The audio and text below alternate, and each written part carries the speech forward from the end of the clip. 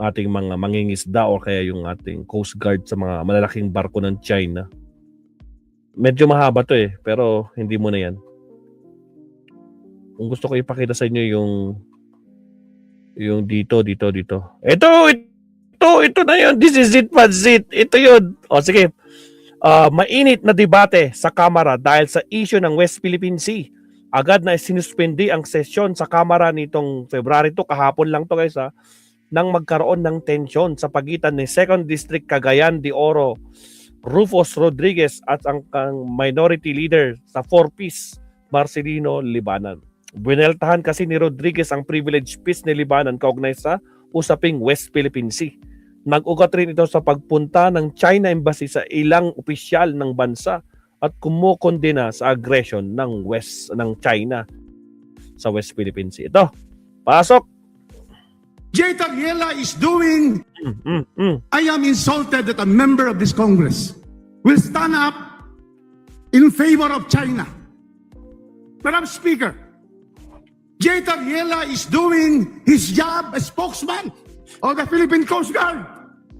Because the very reason why this spokesman has to move and act is because China has been violating the sovereign rights of the Filipino people, the Republic of the Philippines, for so many years, bombarding our vessels, now with water cannons, lasering our officials and our Coast Guard.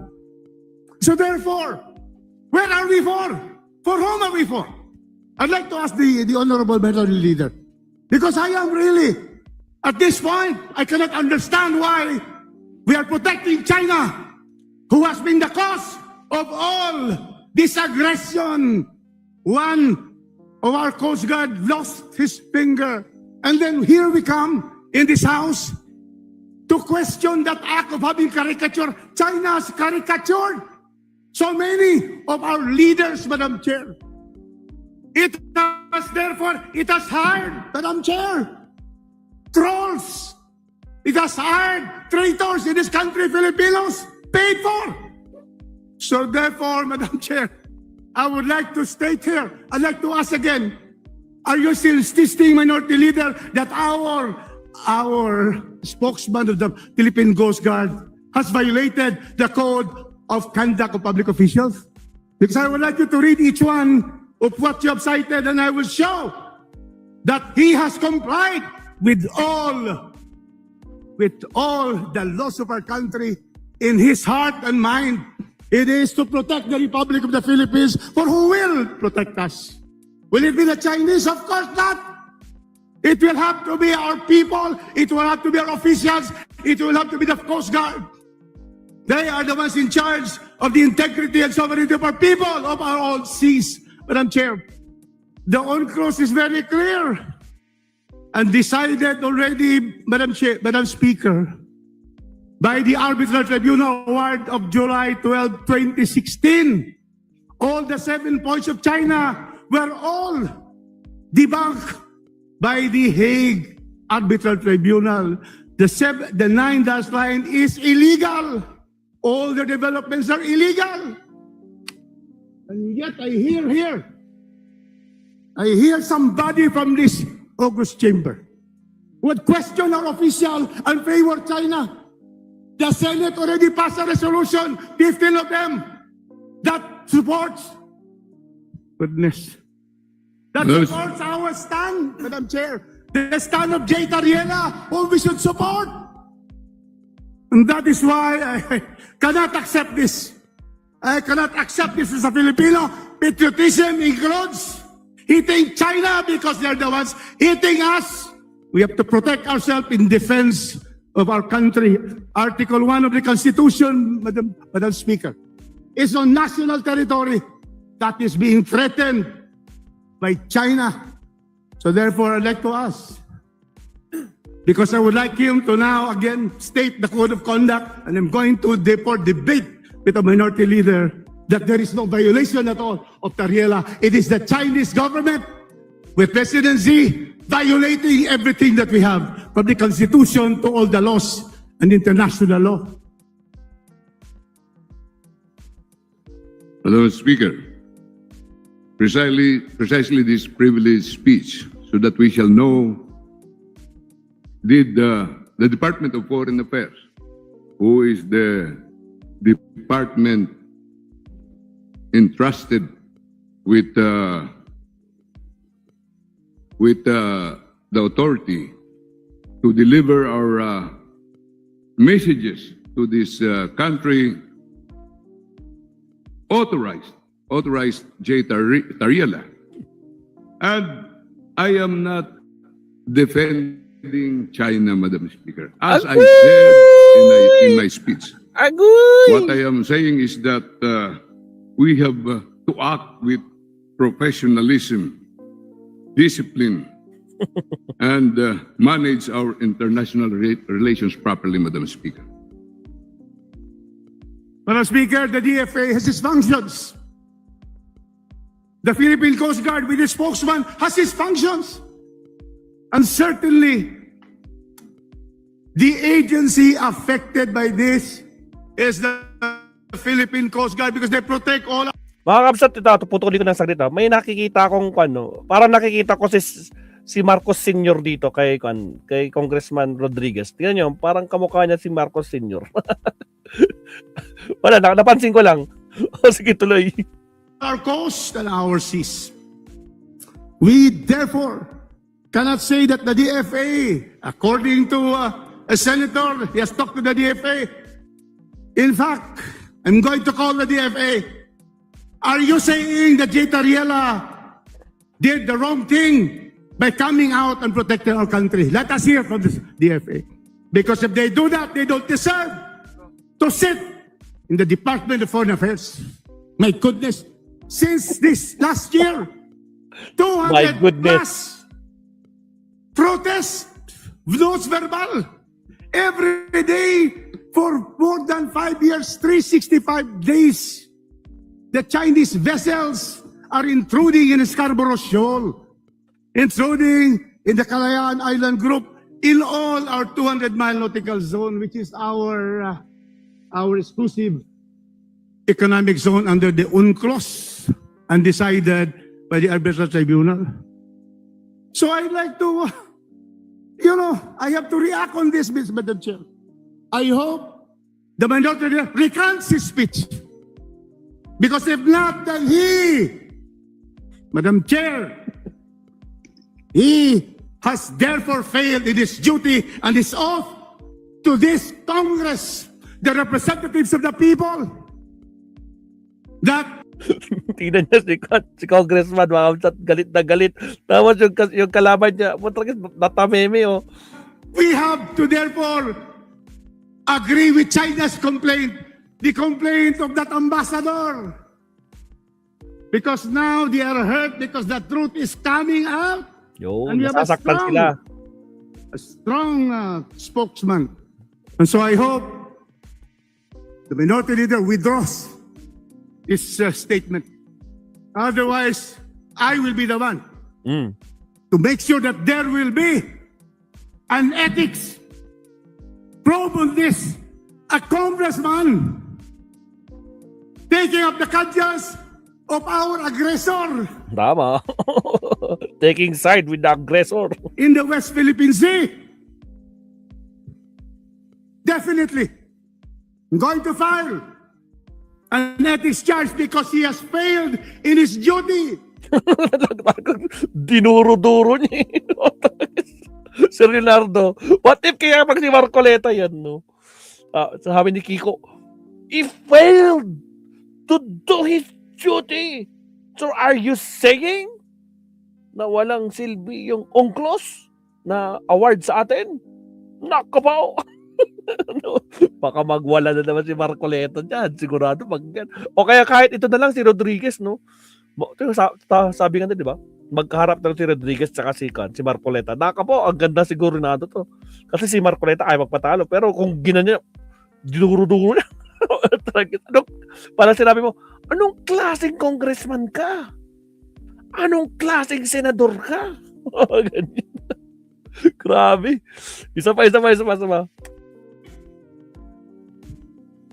definitely going to file an ethics charge because he has failed in his duty to protect and defend the Constitution of the Philippines. Article 1 is national territory. So I now call, please withdraw that because otherwise there will be a charge. I'm going to file, Madam Chair, in his presence now because I cannot in conscience. Sa mukha mo, ipapakita, ipagpapile ako sa mukha mo in his presence. Accept what he has said. We are all Filipinos. We took the oath to defend the Philippine Constitution, to obey the laws of the land, and a signatory to the United Nations Convention of the Law of the Sea. We are also obligated.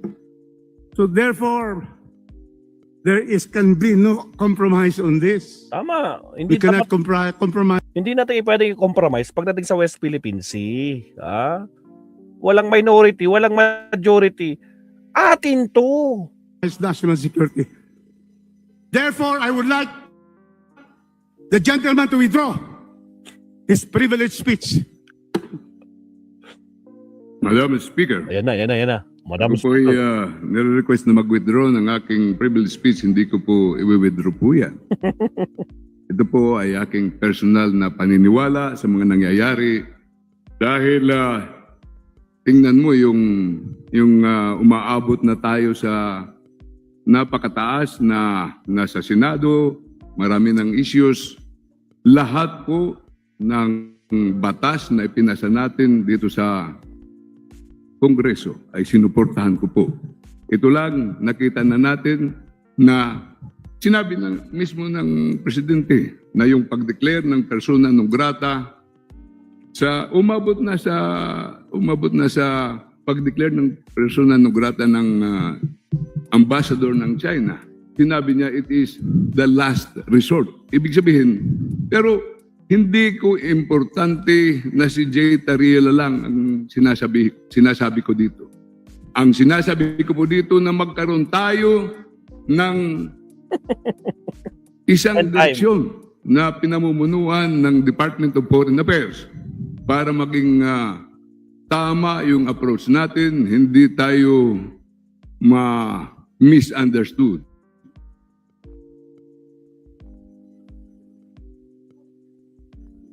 Madam Speaker, the issue is not persona non grata. The issue is the statement and the caricatures of Jay Tariela, the actions of the spokesman. The issue is not persona non grata, and I agree with the President. But the issue that he is saying is that our own official committed violations of the Code of Conduct of Ethical Standards of Public Officials, which to me is really unfounded, baseless, and skewed towards the interests of the People's Republic of China. Agoy! Ang sakit nun. Sigurado galit na galit yung mga kwan dito. Baka may pinost na naman yung kwan. May pinost na naman dito yung China Embassy. Check na natin mamaya. Madam Speaker, hindi ko po sinabi na mismo siya ay nag-violate ng ating Code of Conduct. Ang sinasabi ko lang, let us observe our Code of Conduct of Code of Professional Ethics and Ethical Standards para hindi tayo sumabit sa mga ganitong problema at ma-directly supervise ng ating Department of Foreign Affairs ang mga pangyayari ito para hindi ito ma-mishandle. Madam Speaker, hindi po ako magkukulang sa pagmamahal sa aking bayan. Hindi po ako magkukulang para ipaglaban ang teritoryo ng Pilipinas. Kilala, parehas tayo taga-Samar. Gentleman from Cagayan de Oro. At Parehas na para ng taga-Samar para silang parehas. Eh. ididipinsa ko po ang aking bansa. Pero nandito po ako in this August chamber bilang minority leader na kahit yun po ang pakiusap ko palagi sa minority. Kahit nagagalit po kayo, kahit anong sentimento nyo, iklaro nyo with professionalism ang sinasabi nyo para marinig tayo.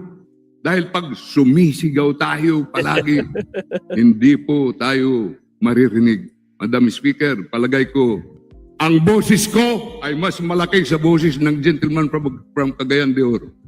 Session suspended. Pero Ayan na, nagkainitan na. nagsasalita po ng mahinahon po din. Session suspended na po, Tragis. I am insulted that a member of this Congress Ang gandang bagayan to, Sir Leonardo. Ay, grabe. O, di ba? Ang ganda ng topic, West Philippine Sea. Atin to, pero sa kanila, dako pa.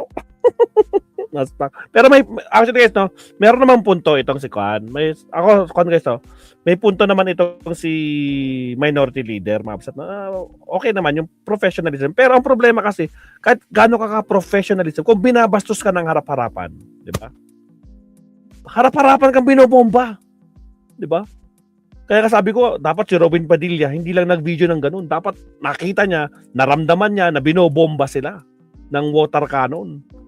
Saka siya magsalita ngayon.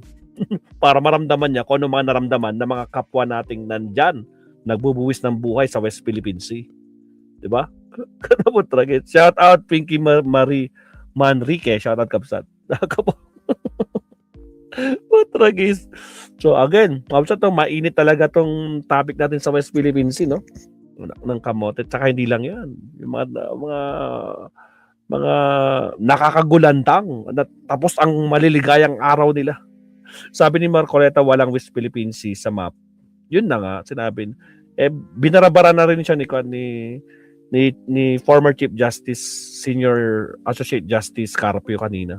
Pinakita ko na kanina. Kaya talagang, ewan ko kung, hindi ko talaga, bakit hindi kaya ni Marcoleta na mag-side sa mga Pilipino? Kasi, dapat walang politika dyan eh.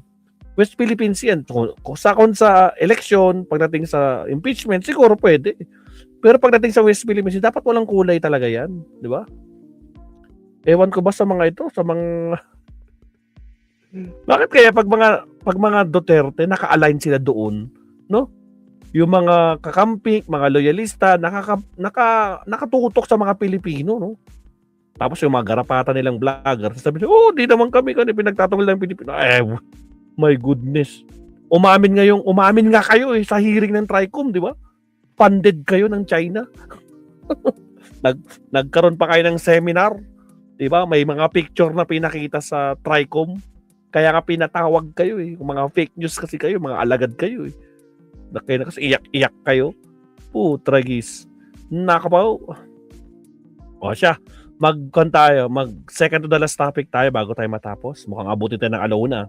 Sige, mag-second to the last topic. Punta tayo kay attorney... his job as spokesman of the Philippine Coast Guard. Tama na. Because the very reason Attorney, why attorney. Okay na po tayo kay Rodriguez. Punta tayo kay attorney rin eh. Para medyo kalmado. Kapag si attorney